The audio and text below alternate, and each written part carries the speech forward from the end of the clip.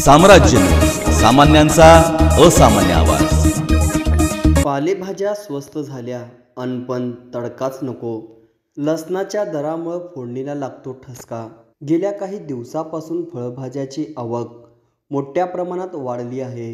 यामुळे फळभाज्याचे दरात घसरण होताना पाहायला मिळाले, तर पालेभाज्याचे दरही घटल्याची माहिती विक्रेत्यांनी दिली। शिवाय काही महिन्यापूर्वी 80 रुपये किलोने विक्री होत असलेले लसूण आता 400 रुपयाचा टप्पा ओलांडला आहे।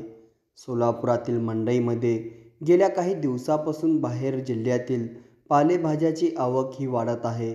यात बीडमधील पालेभाज्या काही दिवसापूर्वी दाखल झाले, यामुळे याचा फटका स्थानिक शेतकऱ्यांना बसत आहे।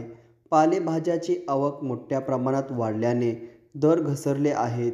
सध्या कोथिंबीर ही 5 ते 10 रुपये पेंडी, मेथी 5 रुपये पेंडी, चुका 10 रुपये पेंडी दराने विक्री करण्यात येत असल्याची माहिती विक्रेत्यांनी दिली।